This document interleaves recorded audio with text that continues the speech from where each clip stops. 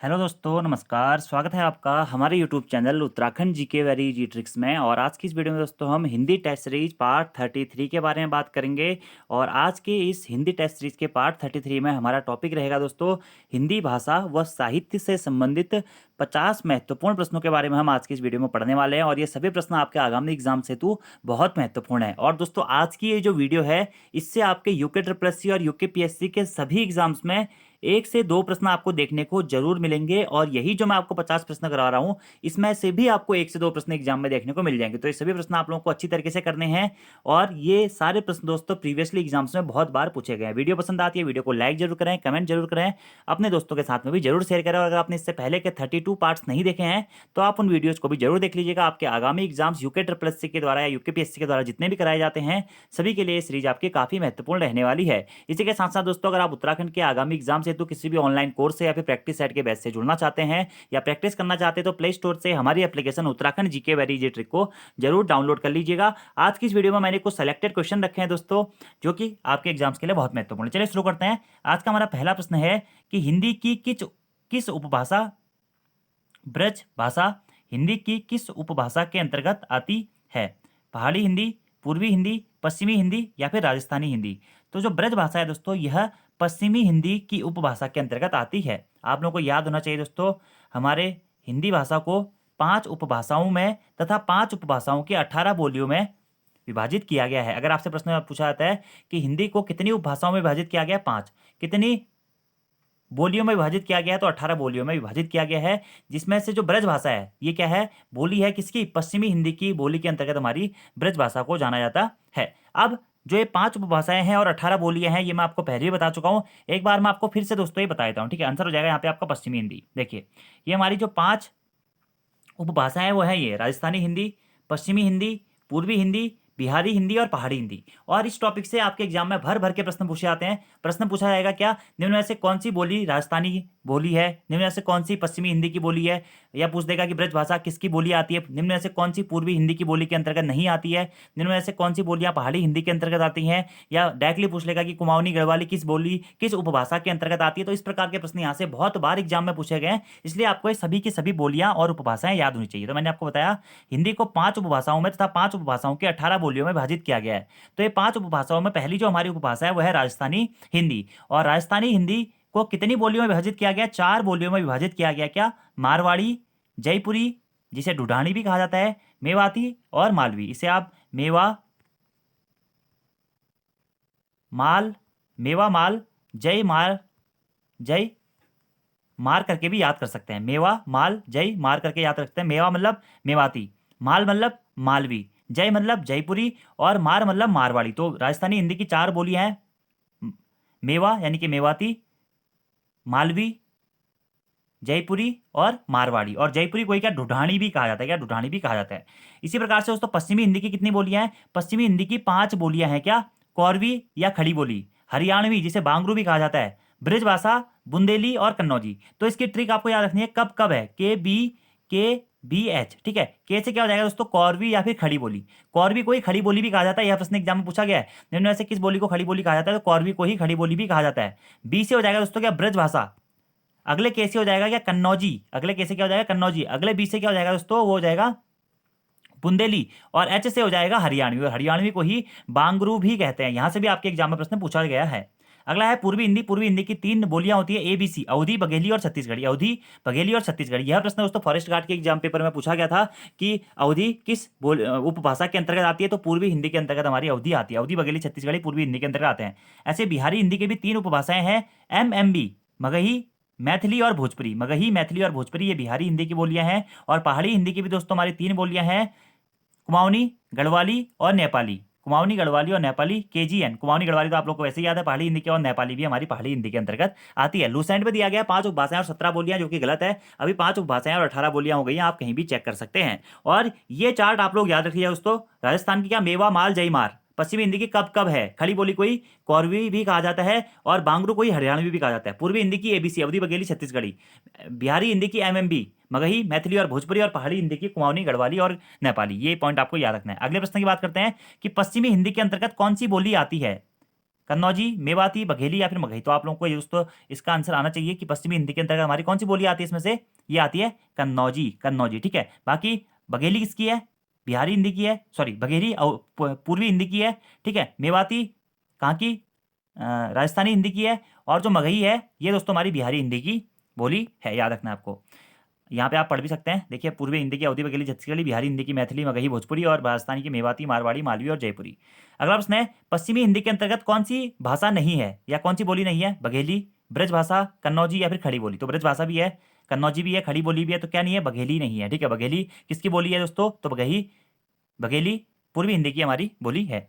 अगले प्रश्न की बात करते हैं कि हिंदी प्रदेश के पश्चिमी भाग में स्थित बोलियों के सामूहिक नाम को क्या कहते हैं। तो हिंदी प्रदेश के पश्चिमी भाग में स्थित बोलियों के समूह को दोस्तों क्या कहते हैं, पश्चिमी हिंदी कहते हैं। इसी प्रकार से हिंदी प्रदेश के पूर्वी भाग में स्थित बोलियों के सामूहिक नाम को क्या कहते हैं, पूर्वी हिंदी कहते हैं। इसी प्रकार से दोस्तों हिंदी प्रदेश के राजस्थानी भाग में स्थित बोलियों को क्या कहते हैं, राजस्थानी बोली कहते हैं। और बिहार में स्थित बोलियों को बिहारी बोली कहते हैं। और पहाड़ी क्षेत्रों में उपस्थित बोली को पहाड़ी बोली कहते हैं। किसी प्रकार का प्रश्न यहाँ से पूछा जा सकता है। अगले प्रश्न की बात करते हैं, निम्न में से पश्चिमी हिंदी की बोली नहीं है। तो पश्चिमी हिंदी की आपको पता है कब कब है, उसके अलावा क्या, मगही यहाँ पे पश्चिमी हिंदी की बोली नहीं है, ठीक है, ये बिहारी हिंदी की बोली है। अगले प्रश्न की बात करते हैं कि खड़ी बोली शब्द का प्रयोग साहित्यिक हिंदी खड़ी बोली के अर्थ में होता है, दिल्ली मेरठ के आसपास की लोक भाषा के अर्थ में होता है। तो ये भी बिल्कुल सही है दोस्तों, खड़ी बोली शब्द का प्रयोग साहित्यिक हिंदी खड़ी बोली के अर्थ में भी होता है, बिल्कुल सही है। और दिल्ली मेरठ के आसपास के लोक बोली के अर्थ के रूप में भी होता है, ये भी बिल्कुल सही है। तो ए और बी तो हमारे सही हो गए, ठीक है। बाकी बात करते हैं आगे, सी है हमारा कि खड़ी बोली का उद्भव सौरसेनी अपभ्रंश के रूप से हुआ है।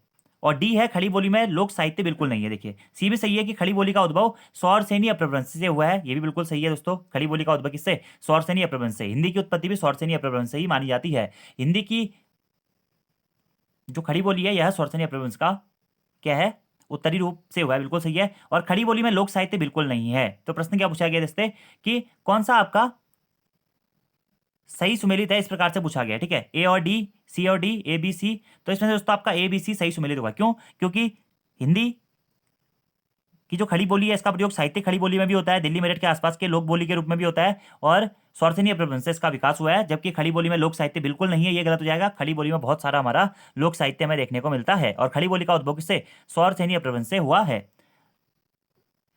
अगला प्रश्न है, पश्चिमी हिंदी की उत्पत्ति किस अपभ्रंश से मानी जाती है। तो पश्चिमी हिंदी की जितनी भी बोलियां दोस्तों, क्या कौरवी या फिर खड़ी बोली, ब्रजभाषा, कन्नौजी, बुंदेली और हरियाणवी या बांगरू, सभी की उत्पत्ति किससे, सौरसेनी अपभ्रंश से मानी जाती है। कुछ भी पूछ लेगा कि हरियाणवी भाषा की उत्पत्ति किससे मानी जाती है, तो पश्चिमी हिंदी से मानी जाती है। या हरियाणी बोली की उत्पत्ति किस अपभ्रंश से मानी जाती है, सौरसेनी से मानी जाती है। बुंदेली की भी, ब्रजभाषा की भी, खड़ी बोली की भी, बांगरू की भी, ठीक है, याद रखना, कौरवी की भी। पश्चिमी हिंदी की जितनी भी बोलियां उनका सबका विकास दोस्तों सौरसेनी अपभ्रंश से माना जाता है, ठीक है। अगले प्रश्न की बात करते हैं, भाषा को बोलते समय होने वाले उतार चढ़ाव को क्या कहते हैं। तो भाषा को बोलते समय जो होने वाला उतार चढ़ाव होता है इसे अनुतान कहते हैं। क्या अनुतान कहते हैं, आप पढ़ सकते हैं दोस्तों कि भाषा को बोलते समय उसमें होने वाले उतार चढ़ाव को अनुतान कहते हैं। भाषा का उच्चारण करते समय कुछ शब्दों पर हम ज्यादा जोर देते हैं और कुछ पर कम, इस आरोह और अवरोह की प्रक्रिया को अनुतान कहते हैं। शब्दों के इसी उतार चढ़ाव की प्रक्रिया को अनुतान कहा जाता है। याद रखना आपको, बोलते समय जो भी उतार चढ़ाव होता है, उसको ज्यादा बोलना, तेज बोलना, आराम से बोलना, धीरे बोलना, वह सभी हमारा अनुतान कहलाता है। अगला प्रश्न, किस बोली में ने प्रसर्ग लगाया जाता है। ब्रज भाषा में, खड़ी बोली में, राजस्थानी में या फिर अवधी में।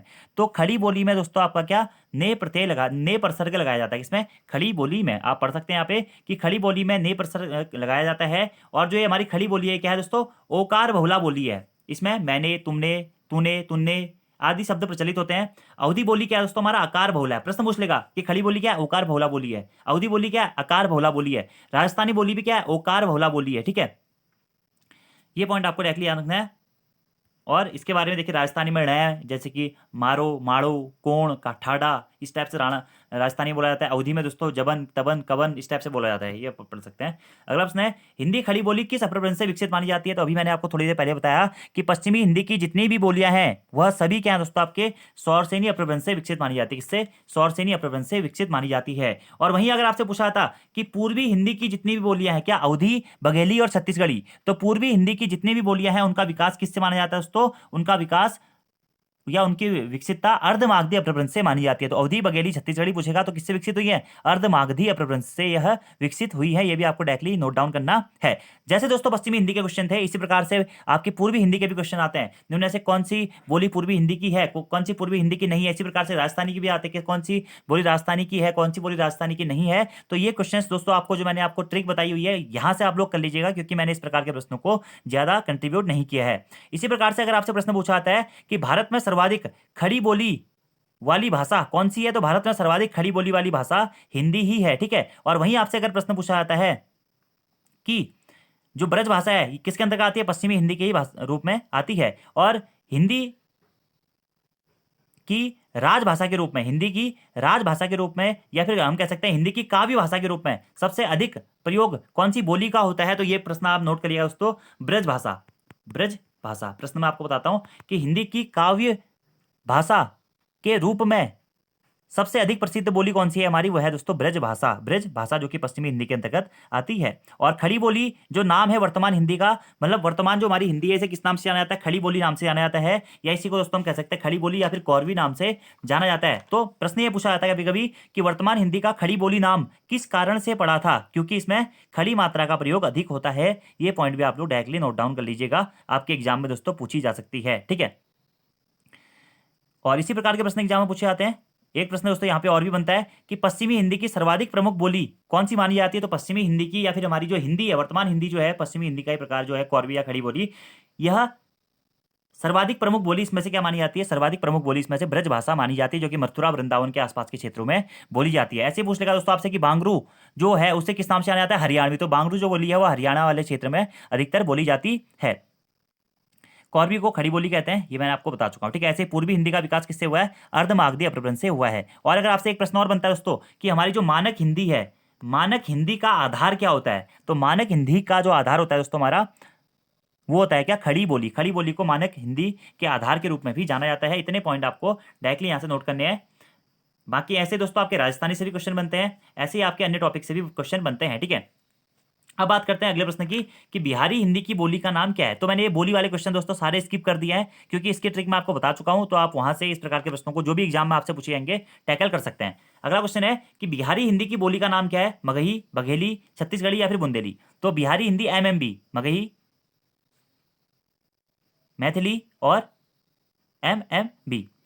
तो मैंने आपको इसकी ट्रिक बताई थी दोस्तों, क्या, मगही, मैथिली और भोजपुरी। मगही, मैथिली और भोजपुरी। तो ऑप्शन में क्या है, मगही है, तो बिहारी हिंदी की बोली का नाम क्या हो जाएगा, मगही हो जाएगा। ठीक है। बिहारी हिंदी की बोली का नाम मगही है।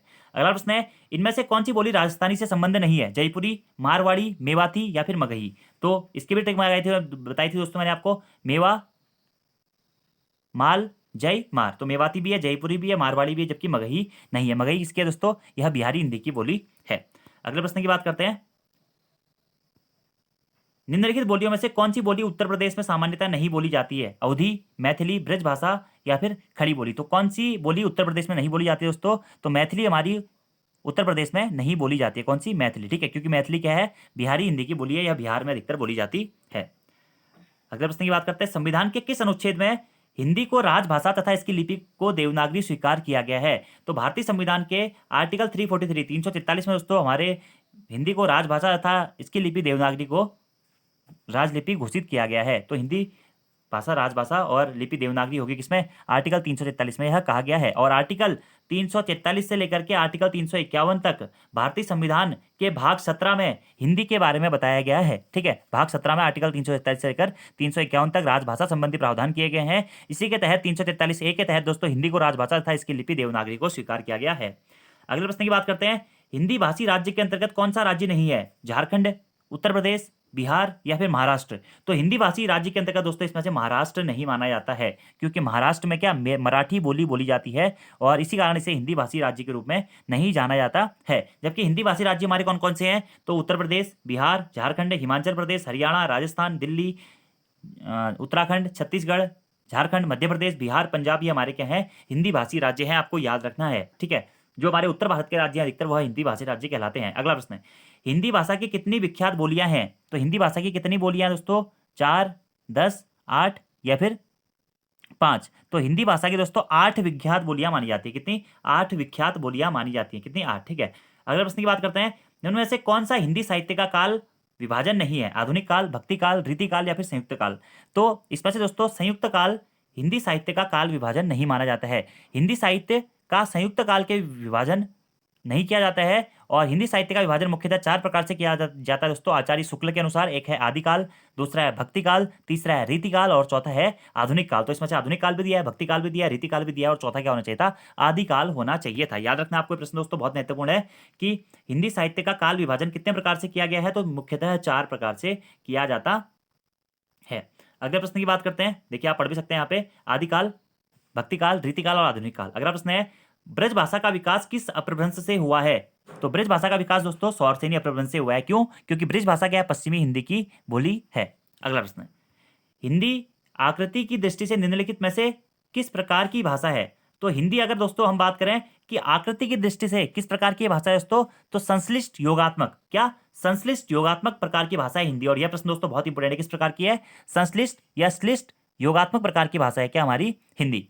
अगला प्रश्न है दोस्तों कि हिंदी की आदि जननी क्या मानी जाती है? तो हिंदी की आदि जननी दोस्तों क्या है? संस्कृत है। हिंदी की आदि जननी संस्कृत है। और संस्कृत की बात करें पाली, पाली से प्राकृत, प्राकृत से अपभ्रंश, अपभ्रंश से अवहट और अवहट के बाद में हमारी हिंदी बनी है। और हिंदी का विकास किस बोली से, हिंदी का विकास किससे हुआ है दोस्तों? तो हिंदी का विकास माना जाता है किससे? अपभ्रंश से। ठीक है, और कौन से अपभ्रंश से हिंदी का विकास हुआ है? सौरसेनी अपभ्रंश से। तो आदि जननी क्या है? संस्कृत है। ठीक है, वैदिक संस्कृत से हिंदी भाषा का विकास हुआ है। संस्कृत भाषा के तत्व भारत की सभी भाषाओं में समान रूप से मिलते हैं। ठीक है, जिस रूप में आज हिंदी भाषा बोली व समझी जाती है वह खड़ी बोली का साहित्यिक रूप है, जिसका विकास मुख्यतः 1936 से प्रारंभ हुआ था। अगला प्रश्न है दोस्तों कि हिंदी दिवस कब मनाया जाता है? तो 14 सितंबर को हिंदी दिवस मनाया जाता है, क्योंकि 14 सितंबर 1949 को ही दोस्तों हिंदी को हमारी राजभाषा का दर्जा दिया गया था। ठीक है, और सन 1953 से 14 सितंबर को हिंदी दिवस के रूप में मनाने का प्रावधान है। और वही विश्व हिंदी दिवस कब मनाया जाता है दोस्तों? 10 जनवरी को विश्व हिंदी दिवस मनाया जाता है। राष्ट्रीय हिंदी दिवस 14 सितंबर और 10 जनवरी को विश्व हिंदी दिवस मनाया जाता है। कौन हिंदी की उपभाषा नहीं है? मराठी, पश्चिमी हिंदी, पूर्वी हिंदी, राजस्थानी। तो मराठी पश्चिमी हिंदी की दोस्तों उपभाषा नहीं है। क्यों? क्योंकि हिंदी की 5 उपभाषाएं हैं, पश्चिमी हिंदी, पूर्वी हिंदी, राजस्थानी हिंदी, बिहारी हिंदी और पहाड़ी हिंदी।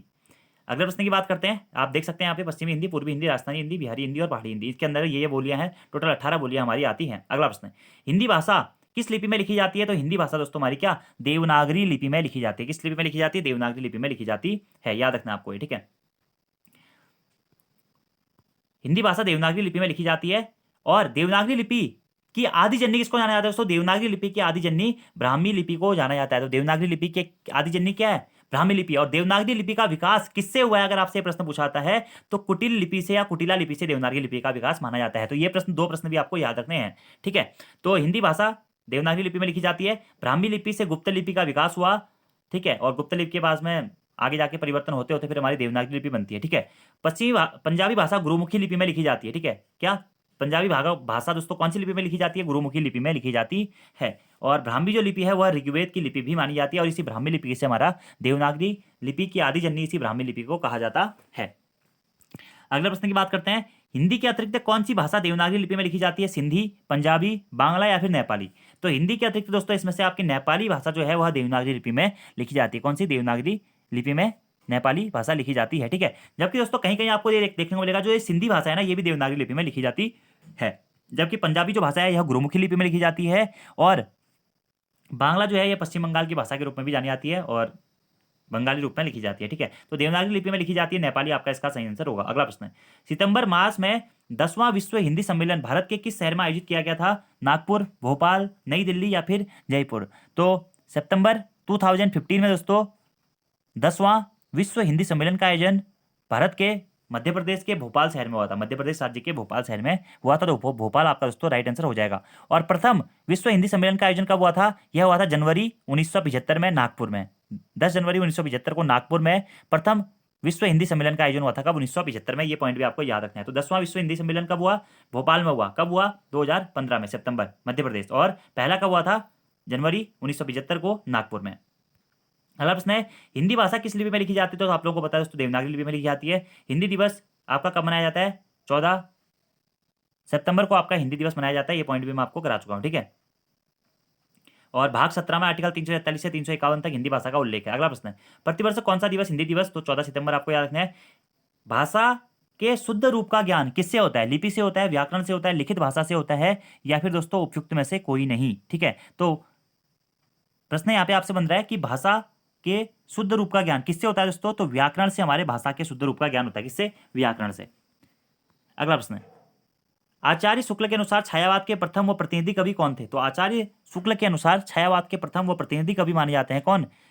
सुमित्रानंदन पंत जी। सुमित्रानंदन पंत जी आचार्य शुक्ल के अनुसार छायावाद के प्रथम व प्रतिनिधि कवि थे। याद रखना दोस्तों, बहुत महत्वपूर्ण प्रश्न है। ठीक है, अगले प्रश्न की बात करते हैं। तो आज की वीडियो से मेरे को दोस्तों पूरी उम्मीद है कि कनिष्ठ सहायक में और वीडियो में पटवारी लेखपाल में आपको 1 से 2 प्रश्न देखने को जरूर मिलेंगे। अगला प्रश्न, भारत में आर्य भाषा का आरंभ कब हुआ था?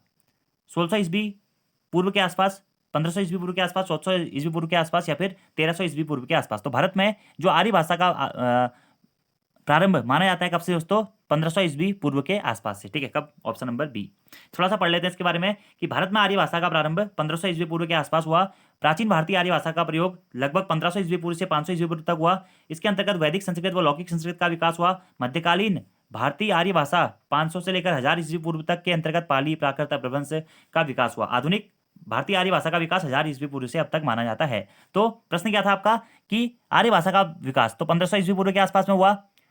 इसी प्रकार से मध्यकालीन भारतीय आर्य भाषा का विकास 500 से 1000 ईस्वी पूर्व के आसपास में हुआ। और जो हमारा वर्तमान में आधुनिक भारतीय आर्य भाषा का विकास है वो 1000 ईस्वी से अभी तक माना जाता है। अगला प्रश्न, मर्यादा किस युग की प्रसिद्ध पत्रिका थी? तो मर्यादा दोस्तों द्विवेदी युग की प्रसिद्ध पत्रिका के रूप में जानी जाती है। किसकी? द्विवेदी युग की। तो ऑप्शन नंबर सी यहाँ पे आपका राइट आंसर हो जाएगा। अगले प्रश्न की बात करते हैं कि भारतवर्ष के लिए हिंदी भाषा का नाम सबसे पहले किसने सुझाया था? तो भारतवर्ष के लिए हिंदी भाषा का नाम सबसे पहले रविन्द्रनाथ ठाकुर, मदन मोहन मालवीय, राजा राम मोहन राय या फिर महात्मा गांधी। तो किसने सुझाया था दोस्तों? राजा राम मोहन राय ने सबसे पहले भारतवर्ष के लिए हिंदी भाषा का नाम सुझाया था। किसने? राजा राम मोहन राय जी के द्वारा। अगला प्रश्न, भारतीय संविधान में हिंदी भाषा को मान्यता 14 सितंबर 1949। ऑप्शन नंबर ए आपका यहाँ पे सही हो जाएगा। ठीक है, अगला प्रश्न, कन्नड़ का संबंध किस भारतीय परिवार से माना जाता है? तो कन्नड़ का संबंध दोस्तों हमारा द्रविड़ भारतीय भाषा परिवार से माना जाता है। किससे? द्रविड़ भारतीय भाषा परिवार से माना जाता है। तमिल, तेलुगु, कन्नड़, मलयालम आदि द्रविड़ भाषा परिवार की भाषाएं मानी जाती हैं। आप पढ़ सकते हैं दोस्तों यहाँ पे कन्नड़ का किससे? द्रविड़ परिवार की भाषा से। इसके अंतर्गत दोस्तों जो हमारी हिंदी है, हिंदी का संबंध किस परिवार से माना जाता है? तो भारोपी भाषा परिवार से संबंध माना जाता है। किसका? हमारा हिंदी का। ठीक है, तो भारोपी भाषा परिवार के अंतर्गत क्या? संस्कृत, पाली, प्राकृत, अपभ्रंश, हिंदी, उड़िया, बंगाली, पंजाबी आदि भाषाएं आती हैं। तो यह प्रश्न एग्जाम में पूछा गया दोस्तों कि हिंदी किस भाषा परिवार के अंतर्गत आती है? तो भारोपी भाषा परिवार के अंतर्गत आती है। तो हिंदी के साथ साथ ही संस्कृत, पाली, प्राकृत, अपभ्रंश, उड़िया, बंगाली, पंजाबी आदि सभी भाषाएं क्या हमारी भारोपी भाषा परिवार के अंतर्गत आती है। यह प्रश्न भी आपका इंपॉर्टेंट है। अगले प्रश्न की बात करते हैं दोस्तों। सॉरी, एक प्रश्न शायद आपका रह गया था कि लिपि की आवश्यकता होती है भाषा बोलने में, भाषा लिखने में, भाषा संकेत में या फिर तीनों में। तो लिपि की आवश्यकता दोस्तों किसमें होती है? हमें भाषा लिखने में। तो ऑप्शन नंबर बी आपका यहाँ पे राइट आंसर हो जाएगा। तो हमारी लिपि क्या? देवनागरी है। लिपि भाषा लिखने के लिए आवश्यक होती है। लिपि लिखित वर्ण संकेतों की सहायता से भाव व विचार की अभिव्यक्ति करती है। लिपि दृश्यमान होती है। भाषा, भारत की सभी लिपियां ब्राह्मी लिपि से निकली हैं। अगला प्रश्न है दोस्तों कि गोवा की स्वीकृत राजभाषा क्या है? कोंकणी है, पुर्तगाली है, मराठी है या फिर गुजराती है? तो गोवा की जो स्वीकृत राजभाषा मानी जाती है वो है दोस्तों क्या? कोंकणी। क्या है? कोंकणी है। इसी प्रकार से दोस्तों एक बार एग्जाम में प्रश्न पूछा गया था कि अंडमान निकोबार में स्वीकृत राजभाषा, अंडमान निकोबार में राजभाषा के रूप में किसका प्रयोग होता है? हिंदी का प्रयोग होता है। यूके ट्रिपल ने यह प्रश्न पूछा था। ठीक है, अंडमान निकोबार में किसका? हिंदी का ही प्रयोग होता है। ठीक है, अगला प्रश्न, निम्न में से कौन सी भाषा संस्कृत भाषा की अपभ्रंश है? खड़ी बोली, ब्रज भाषा, अवधी या फिर पाली? तो संस्कृत की अपभ्रंश क्या है दोस्तों? पाली है। क्योंकि संस्कृत, हम जब हिंदी भाषा का विकास पढ़ते हैं संस्कृत से पाली, पाली से प्राकृत, प्राकृत से अपभ्रंश, अपभ्रंश से अवहट, और उसके बाद में हम हिंदी का विकास मानते हैं। तो संस्कृत की अपभ्रंश क्या है? पाली है। प्राकृत की अपभ्रंश क्या है? जो पाली है। प्रश्न ऐसे है कि संस्कृत भाषा की अपभ्रंश क्या है? पाली है। ठीक है, उसी प्रकार से पाली भाषा की अपभ्रंश क्या है? प्राकृत है। प्राकृत भाषा की अपभ्रंश क्या है दोस्तों? अपभ्रंश ही माना जाता है। ठीक है, इस प्रकार से आप ट्रिक को याद कर सकते हैं। पाली भारत की प्रथम देशज भाषा है। तो भारत की प्रथम देशज भाषा क्या है पूछा जाता है अगर आपसे, तो पाली है। ठीक है, और सबसे पुरानी प्राकृत, इसे सबसे पुरानी प्राकृत भी कहते हैं। ठीक है, प्राकृत भाषा भी कहते हैं। हिंदी किस भाषा परिवार की भाषा है? तो भारोपी भाषा परिवार की भाषा, भारत और यूरोपीय मिक्सअप यानी कि भारोपी। हिंदी भाषा का जन्म कब हुआ? किससे हुआ है? अपभ्रंश से। और हिंदी की आदि जननी क्या है दोस्तों? संस्कृत है। मैंने आपको बता दिया है। ठीक है, अगला प्रश्न है कौन सी बोली अथवा भाषा हिंदी के अंतर्गत नहीं आती है? कन्नौजी, अवधी, बांगरू या तेलुगु? तो तेलुगु दोस्तों हिंदी के अंतर्गत नहीं आती है। जो हमारी 5 उपभाषाएं और 18 बोलियां उसके अलावा जो भी भाषाएं होती है हमारी, वह हिंदी के अंतर्गत नहीं आती है। भाषा की अभिव्यक्ति कितने रूप में होती है? 2 रूपों में, 4 रूपों में, 3 रूपों में या फिर 5 रूपों में? तो भाषा की जो अभिव्यक्ति मानी जाती है दोस्तों, यह मुख्यतः 3 रूपों में मानी जाती है। मौखिक, लिखित और सांकेतिक। मौखिक भाषा में बोलकर, लिखित भाषा में लिखकर और सांकेतिक भाषा में संकेतों के माध्यम से विचारों की अभिव्यक्ति की जाती है। तो भाषा की अभिव्यक्ति कितने 3 रूपों में होती है। अगला प्रश्न है, भारतवर्ष में हिंदी को आप किस वर्ष में रखेंगे, उसमें रखेंगे? तो हिंदी क्या है हमारी दोस्तों, राजभाषा है। हिंदी क्या है, राजभाषा। 14 सितंबर 1949 को हिंदी को राजभाषा के रूप में एक्सेप्ट किया गया था। अगला प्रश्न है, ब्रजबुली के नाम से जानी जाती है, क्या जानी जाती है ब्रजबुली के नाम से? पंजाबी, मराठी, गुजराती या फिर पुरानी बांग्ला? तो ब्रजबुली के नाम से दोस्तों हमारे यहाँ पे पुरानी बांग्ला को ब्रजबुली नाम से जाना जाता था। क्या पुरानी बांग्ला जो भाषा है उसे ब्रजबुली नाम से जाना जाता था। अगला प्रश्न, निम्न में से कौन सी भाषा देवनागरी लिपि में लिखी जाती है? गुजराती, उड़िया, मराठी या फिर सिंधी? तो देवनागरी लिपि में लिखी जाने वाली भाषा पूछा गया दोस्तों, तो मराठी आपकी क्या इसमें से देवनागरी लिपि में लिखी जाती है? कौन सी भाषा दोस्तों? मराठी भाषा देवनागरी लिपि में लिखी जाती है। ठीक है, और मराठी के साथ साथ ही दोस्तों नेपाली भाषा भी आपकी देवनागरी लिपि में लिखी जाती है, संस्कृत भी देवनागरी लिपि में लिखी जाती है, हिंदी भी देवनागरी लिपि में लिखी जाती है, भोजपुरी, मैथिली, मगही, कोंकणी, ये सभी भाषाएं आपकी देवनागरी लिपि में लिखी जाती हैं, याद रखना है आपको। अगला प्रश्न है, निम्न में से कौन सी भाषा संस्कृत भाषा की अपभ्रंश है? तो संस्कृत की अपभ्रंश पाली है, मैंने आपको बता दिया था। ठीक है, और पाली की उत्पत्ति किससे मानी जाती है? तो संस्कृत से ही मानी जाती है। इसी प्रकार से दोस्तों जो अभी हाल ही में सचिवालय में एक क्वेश्चन पूछा गया था ना, मैं आपको दिखा देता हूं पहले क्वेश्चन, कि देवनागरी लिपि का सर्वप्रथम प्रयोग कहाँ हुआ था, और वह जो क्वेश्चन था दोस्तों वो भी आपको इसी बुक में देखने को मिल जाएगा। ठीक है, वो क्वेश्चन मैं आपको एक बार दिखा देता हूँ कि जो देवनागरी लिपि का सर्वप्रथम प्रयोग था वह कहाँ हुआ था। ये प्रश्न भी एग्जाम में पूछा गया और इसी बुक से पूछा गया। देखिए यही प्रश्न डिट्टो दोस्तों पूछा गया था, अगर आप लोगों को याद होगा, कि सचिवालय सुरक्षाकर्मी के एग्जाम पेपर में, कि देवनागरी लिपि का सर्वप्रथम प्रयोग कहाँ हुआ था? पाणिनि कृत अष्टध्यायी में, अपभ्रंश साहित्य में, आमिर खुसरो की पुस्तक में, या जय भट्ट के शिलालेख में? तो देवनागरी लिपि का सर्वप्रथम प्रयोग दोस्तों गुजरात के शासक जय भट्ट के शिलालेख में हुआ था। तो यही प्रश्न दोस्तों सचिवालय सुरक्षाकर्मी के एग्जाम पेपर में पूछा गया था। इसी कारण ये जो सारे क्वेश्चन हैं ये बहुत महत्वपूर्ण है, क्योंकि आयोग अगर इस बुक से पहले प्रश्न पूछ चुका है, और ये सभी प्रश्न दोस्तों ऐसे नहीं है कि ये खाली लुल्ले बुल्ले क्वेश्चन है, क्योंकि ये सभी प्रश्न एग्जाम में पूछे गए हैं, इसलिए आपको ये क्वेश्चन अच्छी तरीके से पढ़ने हैं। सरल आपको जरूर लग रहे होंगे, लेकिन एग्जाम में अगर आप पढ़ के जा रहे हैं तभी आप अच्छा स्कोर कर सकते हैं। अगला क्वेश्चन, मराठी और नेपाली किस लिपि में लिखी जाती है? तो आप लोगों को याद होना चाहिए देवनागरी लिपि में दोस्तों आपकी मराठी और नेपाली लिखी जाती है। इसके अलावा संस्कृत, हिंदी, कोंकणी, मगही, भोजपुरी, मैथिली आदि भाषाएं भी आपकी देवनागरी लिपि में लिखी जाती है। देवनागरी लिपि बाएं से दाएं लिखी जाती है। अगला प्रश्न, मानक हिंदी से क्या तात्पर्य है? तो केवल पढ़ने लिखने की हिंदी, साधारण बोलचाल की हिंदी, आदर्श के रूप में हिंदी का स्वीकार्य रूप। तो मानक हिंदी के रूप में दोस्तों क्या? आदर्श हिंदी, आदर्श के रूप में हिंदी का स्वीकार्य रूप हमारा मानक हिंदी कहलाता है। और मानक हिंदी की बोली के रूप में अभी खड़ी बोली हमारी चलती है। कौन सी खड़ी बोली? अगला प्रश्न है, पाली किस धर्म की भाषा है? दोस्तों पाली किस धर्म की भाषा है बताइए? पाली बौद्ध धर्म की भाषा है। ठीक है, और प्राकृत किस धर्म की भाषा है? तो प्राकृत दोस्तों जैन धर्म की भाषा है। अशोक के शिलालेख, अशोक का जो कालसी शिलालेख है किसमें मिला है? प्राकृत भाषा में मिला है। ठीक है, याद रखना आपको। अगला प्रश्न है, भारत का शेक्सपियर किसे कहा जाता है? तो कालिदास को भारत का शेक्सपियर कहा जाता है, आप सभी लोगों को पता होना चाहिए। ठीक है, अगला प्रश्न है, अधिकतर भारतीय भाषाओं का विकास किस लिपि से हुआ है? तो अधिकतर जो भारतीय भाषाओं का विकास है दोस्तों वह ब्राह्मी लिपि से हुआ है। किससे? ब्राह्मी लिपि से हुआ है, याद रखना आपको। ऑप्शन नंबर डी आपका सही हो जाएगा। जबकि ठीक है, और देवनागरी लिपि का विकास पूछेगा तो कुटिल लिपि से। ठीक है, और देवनागरी लिपि के आदिजन्य पूछेगा तो ब्राह्मी ही होगा। मिलिंद पानो क्या है? संस्कृत नाटक है, जैन वृत्तांत है, पाली का ग्रंथ है, या फिर फारसी महाकाव्य है? तो जो मिलिंद पानो है दोस्तों ये क्या है? यह एक पाली ग्रंथ है और बौद्ध धर्म से संबंधित ग्रंथ के रूप में इस मिलिंद पानो को जाना जाता है। अगला प्रश्न है, सूर्यकांत त्रिपाठी निराला को कैसा कवि माना जाता है? क्रांतिकारी, भाग्यवादी, पलायनवादी या फिर अवसरवादी? तो सूर्यकांत त्रिपाठी निराला जी को प्रसिद्ध छायावादी कवि के रूप में जाना जाता है, और छायावाद के अंतर्गत भी क्रांतिकारी कवि के रूप में इन्हें जाना जाता है। किससे? क्रांतिकारी। और बादल राग कविता अगर आपको याद है तो वहां पे इनका क्रांतिकारी व्यक्तित्व झलकता है। तो प्रश्न बन सकता है कि सूर्यकांत त्रिपाठी निराला जी का जो क्रांतिकारी व्यक्तित्व है उनकी किस रचना में झलकता है? तो बादल राग में झलकता है। सूर्यकांत त्रिपाठी निराला छायावाद काव्य के अंतर्गत शक्ति काव्य के प्रणेता के रूप में स्वीकार किए जाते हैं। गुरुमुखी किस भाषा की लिपि है? तो पंजाबी भाषा की लिपि दोस्तों हमारी गुरुमुखी है, याद रखना चाहिए। उर्दू की लिपि क्या है? इंपोर्टेंट है, उर्दू की लिपि क्या है दोस्तों? फारसी है। आदिकाल को वीरगाथा काल किसने कहा था? तो आदिकाल को वीरगाथा काल कहने का श्रेय जाता है किसे? रामचंद्र शुक्ल को। ठीक है, याद रखना आपको। तो रामचंद्र शुक्ल ने आदिकाल को वीरगाथा काल कहा था। आदिकाल को जॉर्ज गिरियसन ने क्या कहा? चारण काल कहा। आचार्य रामचंद्र शुक्ल ने वीरगाथा काल कहा। रामकुमार वर्मा ने संधि काल कहा। मिश्र बंधु ने प्रारंभिक काल कहा, और राहुल सांकटन ने सिद्ध काल सामंत काल कहा है। सिद्ध सामंत काल कहा है। भाषा के आधार पर भारतीय राज्यों की पुनर्संरचना कब की गई थी? 1956 में की गई थी, याद रखना है दोस्तों आपको। और भाषा आधार पर गठित होने वाला प्रथम राज्य कौन सा था? वो था हमारा क्या? आंध्र प्रदेश। आंध्र प्रदेश। और पुनर्संरचना कब? 1956 में। हिंदी शब्द की उत्पत्ति फारसी प्रभाव के अंतर्गत किस शब्द से हुई है? हिंद, सिंधु, हिंदी या फिर हिंदवी। तो हिंदी शब्द की उत्पत्ति जो दोस्तों वह फारसी प्रभाव के अंतर्गत किस शब्द से हुई है? यह हुई है सिंधु शब्द से। और सिंधु क्या है? हमारा संस्कृत भाषा का शब्द है। यह प्रश्न सचिवालय सुरक्षाकर्मी के एग्जाम में भी पूछा गया है। अगला प्रश्न, प्राकृत किसकी भाषा है? तो जैनियों की भाषा थोड़ी देर पहले बताया दिया था। बौद्धों की भाषा क्या है? पाली है। और आर्यों की भाषा क्या थी? संस्कृत थी। हिंदी को राजभाषा 14 सितंबर 1949, ऑप्शन नंबर सी। इनमें में से कौन भारतीय परिवार की भाषा नहीं है दोस्तों? तो मराठी, गुजराती, मलयालम या फिर हिंदी। तो भारतीय परिवार की भाषा नहीं है पूछा गया है, तो आपका राइट आंसर होगा option number C, Malayalam. Malayalam दोस्तों क्या है? भारतीय परिवार की भाषा नहीं है। आदिकाल को चारण काल की संज्ञा किसने दी है? थोड़ी देर पहले मैंने आपको बताया कि आदिकाल को चारण काल कहा जॉर्ज ग्रियर्सन ने। तो ऑप्शन नंबर सी आपका यहाँ पे राइट आंसर हो जाएगा। अगला प्रश्न, निम्नलिखित युग में से कौन सा युग में गलत है?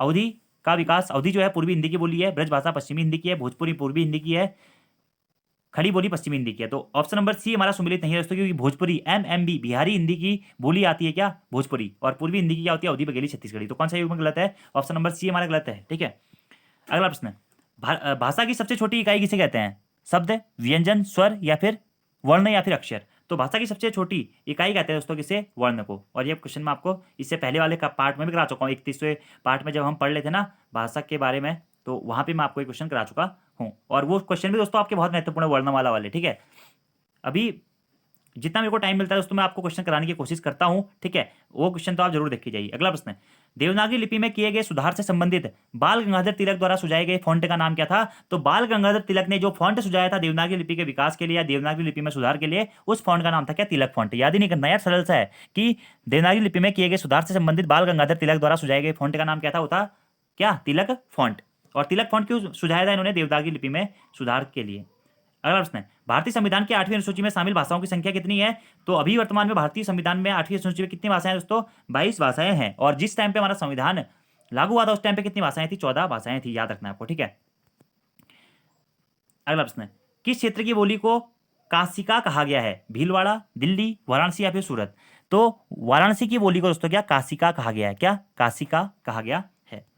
थोड़ा सा आप इसके बारे में अगर पढ़ना चाहते हैं तो यहाँ पे पढ़ सकते हैं काशिका लिपि के बारे में, काशिका भाषा के बारे में। अगला प्रश्न, कौन सी प्राचीन भाषा नहीं है? अपभ्रंश, पंजाबी, प्राकृत या फिर संस्कृत। तो कौन सी प्राचीन भाषा दोस्तों नहीं है पूछा गया है? तो इसमें से आपकी पंजाबी क्या है?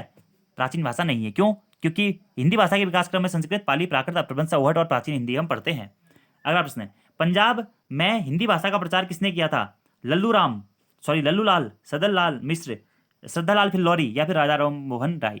तो प्रश्न देखते ही बनता है दोस्तों option number B, Shraddharam Phillauri ने पंजाब में हिंदी का प्रचार प्रसार किया था। यूपी ट्रिपल एससी में पूछा गया, पंजाब में हिंदी का प्रचार प्रसार श्रद्धाराम फिल्लौरी ने किया था। सदल मिश्र, लल्लूलाल, ये दोनों हिंदी गद्य के 4 प्रमुख स्तंभों इंशाअल्लाह खां, सदल मिश्र, मुंशी सदासुख लाल और लल्लूलाल में से एक हैं। राजा राम मोहन राय को भारतीय पुनर्जागरण का अग्रदूत और आधुनिक भारत का जनक भी कहा जाता है। तो प्रश्न इंपोर्टेंट है, पूछा जा सकता है भारतीय पुनर्जागरण का अग्रदूत और आधुनिक भारत का जनक किसे? राजा राम मोहन राय को कहा जाता है। अगला प्रश्न, यही प्रश्न क्या पूछा गया था कि देवनागरी लिपि का सर्वप्रथम प्रयोग कहाँ हुआ है? तो गुजरात के शासक जय भट्ट के शिलालेख में हुआ है। और 700 से 800 ईस्वी का ये शिलालेख है इनका, जिसमें गुजरात के शासक जय भट्ट के शिलालेख में हमारा देवनागरी लिपि का सर्वप्रथम प्रयोग किया गया है। अगला प्रश्न है, हिंदी भाषा को कौन सी लिपि में लिखा गया है? तो देवनागरी लिपि में लिखा गया है, बताने की कोई आवश्यकता है नहीं दोस्तों। अगला प्रश्न है, बिहारी, बांग्ला, उड़िया, असमिया का जन्म अपभ्रंश के किस रूप से माना जाता है? तो बिहारी हिंदी की बात करें या हम बात करें बांग्ला की, उड़िया की, असमिया की, तो इनका विकास दोस्तों किससे?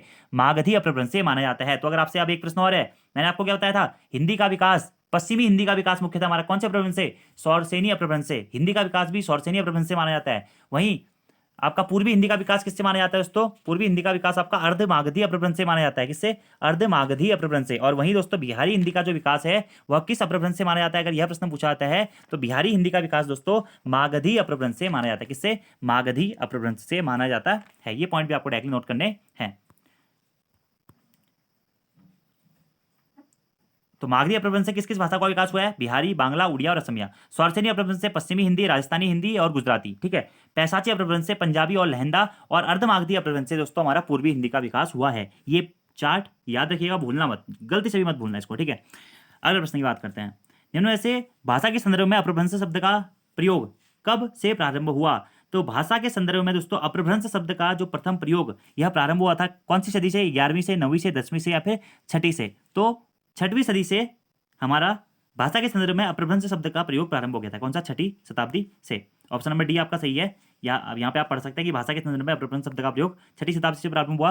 अप्रबंध शब्द का सर्वप्रथम प्रामाणिक प्रयोग पतंजलि के महाभाष्य में मिलता है। भाषा विकास क्रम में संस्कृत, पाली और प्राकृत के बाद अप्रबंध का स्थान है। इसी अप्रबंध से हमारा हिंदी भाषा का विकास हुआ है। अप्रबंध भाषा काल 500 ईस्वी से 1000 ईस्वी तक माना गया है। अप्रबंध को संधिकालीन भाषा की संज्ञा भी दी जाती है। तो संधिकालीन भाषा की संज्ञा किससे दी जाती है? अप्रबंध को दी जाती है। और इसका विकास 10वीं शताब्दी के आसपास में माना जाता है, 6ठी शताब्दी के आसपास में माना जाता है, 500 ईस्वी पूर्व से 1000 ईस्वी के आसपास में तक, ठीक है, 500 से 600। अगला प्रश्न, भाषा के व्याकरण सम्मत आदर्श रूप को क्या कहते हैं? तो भाषा के व्याकरण सम्मत आदर्श रूप को क्या कहा जाता है दोस्तों? मानक भाषा कहा जाता है। तो भाषा के व्याकरण सम्मत आदर्श रूप को मानक भाषा कहा जाता है। सर्वसाधारण में बोली जाने वाली भाषा की लोक भाषा कहते हैं। सर्वसाधारण में बोली जाने वाली भाषा को क्या कहते हैं? लोक भाषा कहते हैं, ठीक है। और लोक भाषा के कविता में प्रयुक्त भाषा को काव्य भाषा या फिर साहित्यिक भाषा कहते हैं। अगला प्रश्न, मानक हिंदी की व्याकरणिक संरचना के संदर्भ में कौन सा तथ्य सही है? मानक हिंदी में 10 कारकों के लिए विभक्ति चिन्ह निश्चित हैं। मानक हिंदी की वाक्य संरचना में सामान्यतः पहले क्रिया, फिर कर्ता और अंत में कर्म आता है। मानक हिंदी में केवल एक बहुवचन होता है। व्याकरणिक स्तर पर मानक हिंदी के रूप परिवर्तनशील और अपरिवर्तनशील दोनों प्रकार के होते हैं। तो मानक हिंदी की व्याकरणिक संरचना के संदर्भ में कौन सा तथ्य सही है? तो ऑप्शन नंबर डी दोस्तों हमारा सही है कि व्याकरणिक स्तर पर मानक हिंदी के रूप परिवर्तनशील और अपरिवर्तनशील दोनों प्रकार के होते हैं। और मानक हिंदी की व्याकरणिक संरचना के संदर्भ में यह कथन आपका सत्य है। और मानक हिंदी में कारकों की संख्या केवल 8 होती है, तो इसलिए वो प्रश्न हमारा गलत हो जाता है। मानक हिंदी की वाक्य संरचना में पहले कर्ता आता है, फिर कर्म आता है, फिर क्रिया का क्रम आता है। पहले क्या आता है? कर्ता आता है, फिर कर्म आता है, फिर क्या आती है? क्रिया आती है। इसलिए हमारा वो जो ऑप्शन नंबर बी था वो भी हमारा गलत आ गया। पहले क्या आता है दोस्तों? याद रखना है, पहले कर्ता आता है, फिर कर्म आता है और उसके बाद में क्रिया आती है।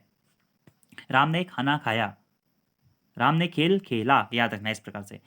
और मानक हिंदी में कितने वचन होते हैं? मानक हिंदी में 2 वचन होते हैं, एक वचन और बहुवचन। ये पॉइंट भी आपको याद रखने हैं दोस्तों, किसी प्रकार के एग्जाम में पूछे जा सकते हैं। अगले प्रश्न की बात करते हैं। तो क्वेश्चन तो दोस्तों बहुत सारे हैं, लेकिन फिलहाल आज लिमिटेड ही आपको क्वेश्चन करा सकता हूं मैं। अभी थोड़ा सा हमारे पास में टाइम बच गया, चलिए कर लेते हैं कि स्वाधीनता संघर्ष के दौरान राष्ट्रभाषा के रूप में हिंदी के प्रचार प्रसार इनमें से किसकी सक्रिय भूमिका रही है? तो स्वामी दयानंद सरस्वती जी की सक्रिय भूमिका रही है हिंदी भाषा के प्रचार प्रसार हेतु, ठीक है, किसमें? स्वाधीनता संघर्ष के दौरान, ठीक है। और इनकी प्रमुख कृति क्या है दोस्तों? सत्यार्थ प्रकाश। किसकी रचना है दोस्तों? यह आपकी स्वामी दयानंद सरस्वती जी की रचना है और इनके द्वारा ही हिंदी के प्रचार प्रसार में सक्रिय भूमिका निभाई गई है। अगला प्रश्न है, स्वाधीनता आंदोलन के समय राष्ट्रभाषा हिंदी के विकास के लिए इनमें से किसके सुझाव पर दक्षिण भारत हिंदी प्रचार सभा की स्थापना की गई थी? तो इनमें से दोस्तों आपका महात्मा गांधी जी के सुझाव पर दक्षिण भारत हिंदी प्रचार सभा की स्थापना की गई थी, ठीक है। और इसकी स्थापना मद्रास में की गई थी उस टाइम पे, ठीक है। अभी वर्तमान में चेन्नई में पड़ता है। अगला प्रश्न है, राजभाषा से आपका क्या अभिप्राय है दोस्तों? तो राजभाषा से अभिप्राय होता है क्या? सरकारी कार्यालयों की भाषा हमारी राजभाषा कहलाती है। थोड़ा सा पढ़ लेते हैं। राजभाषा से अभिप्राय सरकारी कार्यालयों की भाषा है। भारतीय संविधान द्वारा राजभाषा का गौरव हिंदी भाषा को प्राप्त है। हिंदी को 14 सितंबर 1949 को राजभाषा घोषित किया गया था। आर्टिकल 343(1) में यह घोषणा की गई है कि भारतीय राजभाषा हिंदी और उसकी लिपि देवनागरी होगी। अगला प्रश्न है, 19वीं सदी में हिंदी खड़ी बोली के रूप विकास के क्रम में किस साहित्यकार ने महत्वपूर्ण भूमिका निभाई थी? तो हिंदी खड़ी बोली के विकास के क्रम में महत्वपूर्ण भूमिका निभाई थी दोस्तों किसने? सदल मिश्र ने। किसने? सदल मिश्र ने, याद रखना आपको। और इन्होंने एक ग्रंथ लिखा था क्या? नासिकेतोपाख्यान नामक ग्रंथ किसने लिखा था? सदल मिश्र ने लिखा था, ठीक है। अगला, वैज्ञानिक तथा तकनीकी साहित्य के प्रणयन हेतु आवश्यक शब्दावली और साहित्य सामग्री निर्माण के लिए भारत सरकार ने 1961 में किस आयोग की स्थापना करी थी? तो वैज्ञानिक और तकनीकी साहित्य के प्रणयन हेतु आवश्यक शब्दावली और साहित्यिक सामग्री निर्माण के लिए भारत सरकार द्वारा 1961 में दोस्तों वैज्ञानिक और तकनीकी शब्दावली आयोग की स्थापना की गई थी। तो वैज्ञानिक और तकनीकी शब्दावली आयोग की स्थापना भारत सरकार ने कब की थी? 1961 में करी थी। इंपोर्टेंट क्वेश्चन है, आपको याद रखना है। तो आज के दोस्तों हमारे 50 से ज़्यादा ही इंपोर्टेंट क्वेश्चनों के बारे में हमने बात कर ली है। करीब करीब हमारे शायद मेरे ख्याल से 80 के आसपास में क्वेश्चन हो गए होंगे जो हमने आज पढ़ लिए हैं। तो आपका इन क्वेश्चनों में से स्कोर क्या रहा है कमेंट बॉक्स में जरूर बताइएगा। वीडियो पसंद आती है दोस्तों वीडियो को जरूर यार लाइक करो, वीडियो देखो। जब अच्छे व्यूज आएंगे तभी थोड़ा सा मोटिवेशन मिलता है वीडियो बनाने के लिए भी, वरना फिर वीडियो बनाने का ज़्यादा मन भी नहीं करता। तो अच्छे क्वेश्चन है दोस्तों, सभी प्रश्न इंपोर्टेंट है। पुरानी वीडियोज नहीं देखी है तो फिर से कहूँगा एग्जाम से पहले जरूर देख के जाना। निश्चित ही एग्जाम में दोस्तों 20 में से 15 नंबर स्कोर कर सकते हो आप, जितना मैंने अभी तक आपको करा दिया। तो आज की वीडियो में इतना ही। Thank you, thanks for watching video. See you next time. मिलते हैं कल अपनी नेक्स्ट क्लास में उत्तराखंड के साथ में।